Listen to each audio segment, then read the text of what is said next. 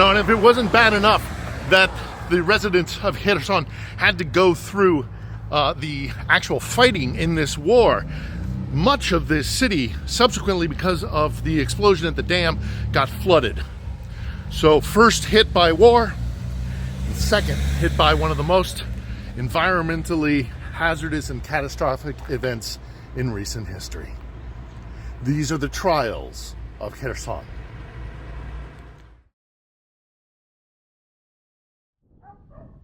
Kherson is a lovely town at the tail end of the river Dnipro, near the Black Sea. It's green, leafy, and pleasant, known for its watermelons. That's me at my local market buying one from the region last year, when parts of the city were liberated. Sadly, because of the fighting, you can't do that this year. About 450 kilometers away from Kiev, it's roughly a 9-hour drive. As you get close, you start to see miles and miles of landmine warnings. The city is tightly buttoned down. No access without permission, which, as journalists, we obtained. And clearly, I can't show you the defenses, but I can tell you what I saw once inside. At the beginning of the full-fledged war, Russian forces suspiciously entered Kherson with hardly a shot fired. At first, Ukrainian supporters resisted. Вы фашисты, вы пришли на нашу землю. Какого хера вы пришли с оружием к нам?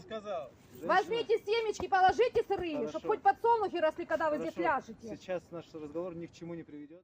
But the occupiers cracked down on that brutally.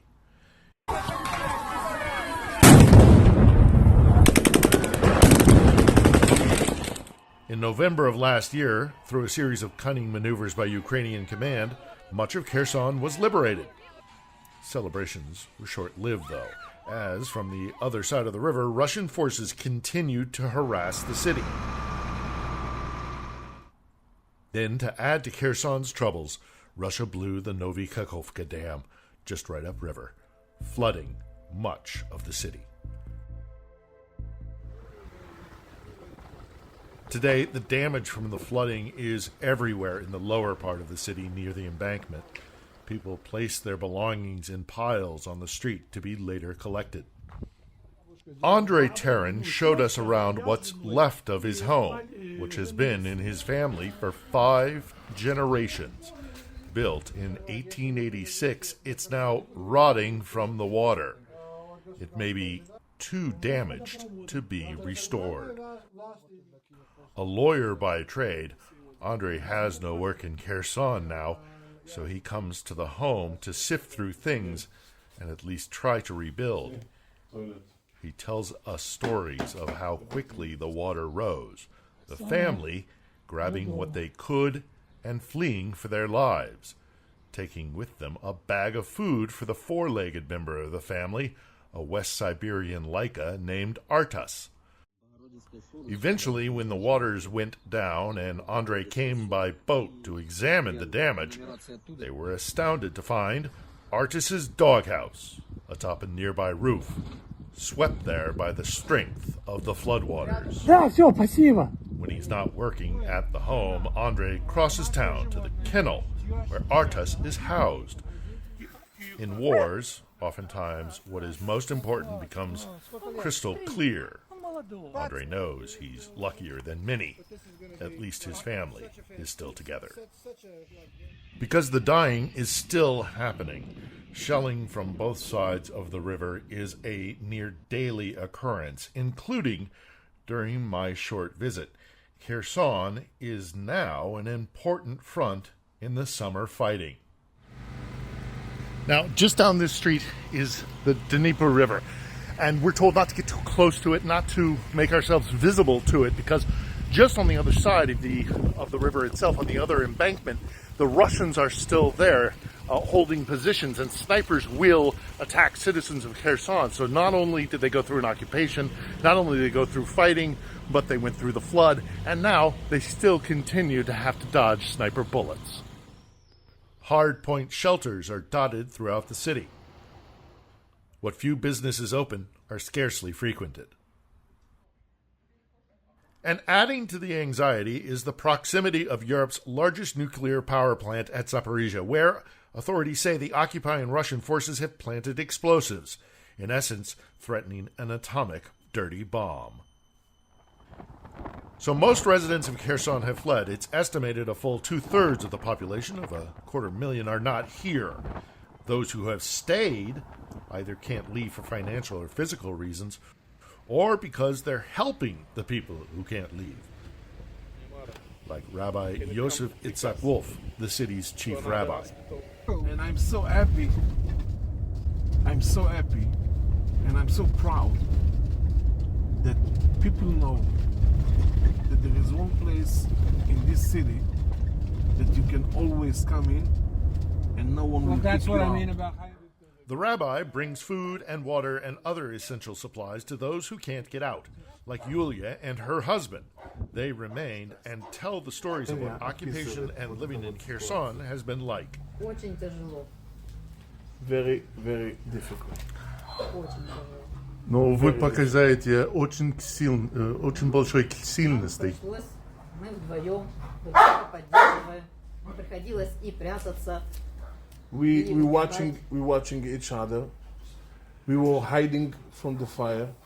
У нас даже остались там осколки. Мы собирали каждый раз после обстрела, ходили по двору, собирали, потому что... Every time after shooting, we collect the pieces from the rockets, or in our backyard.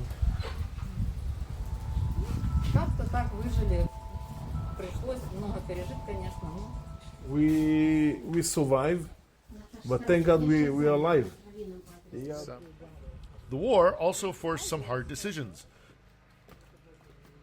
Like for the family of 98-year-old Bella Polonska. They couldn't abandon her, obviously, but her frailty also meant moving her was a big risk. Thankfully, the flood waters began to go down after coming within 100 yards of her home.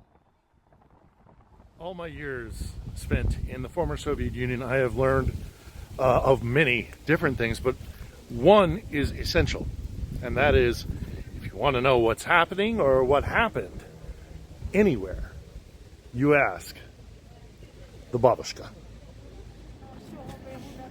Добрый день еще раз. They used to walk around with weapons. If they wanted, they would shoot, as if it meant nothing to them.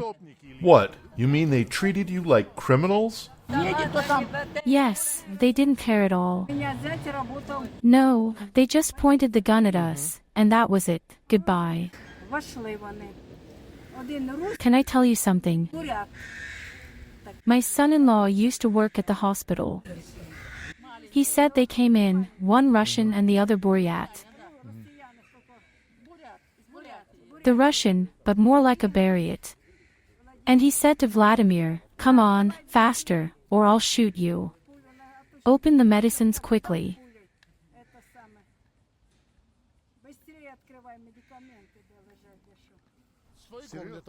This is at home or in the hospital?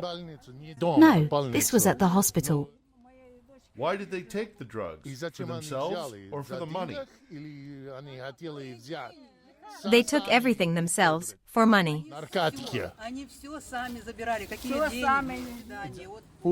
And my daughter used to work as a teacher in school. Then they started forcing them to teach children in Russian.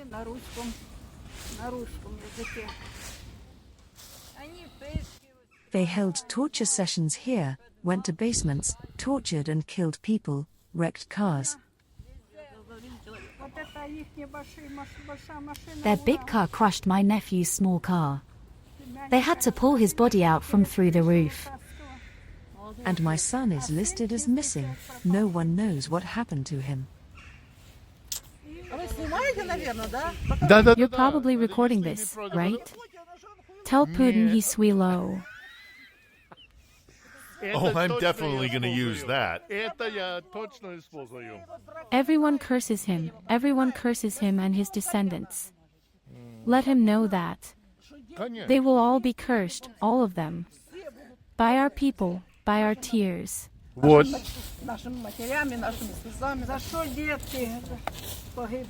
Children are dying, our young boys. For what?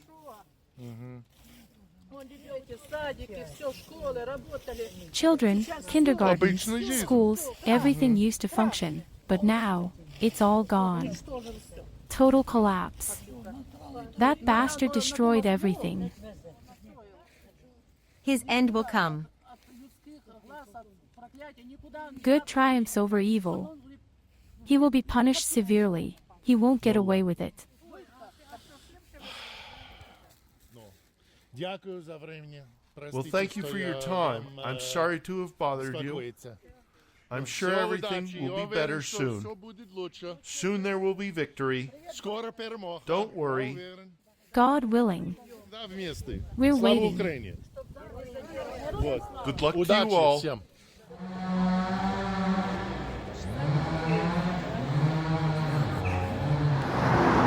So that was down south in Kherson, and I'm here back in the capital along the alley of hero cities, and that's Odessa there, sadly, of course, rightfully taking its place as we see the awful attacks on that crown jewel on the Black Sea.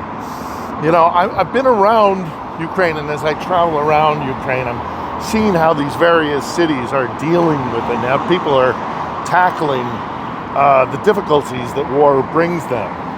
Yeah, and it's different kind of in almost every city. There's a through line, of course, the resilience and the resistance of the Ukrainian people, but each city takes it a little bit differently, you know? I mean, Odessa there, losing its tourism and its primary purpose, which was maritime trade, that's been stolen from them.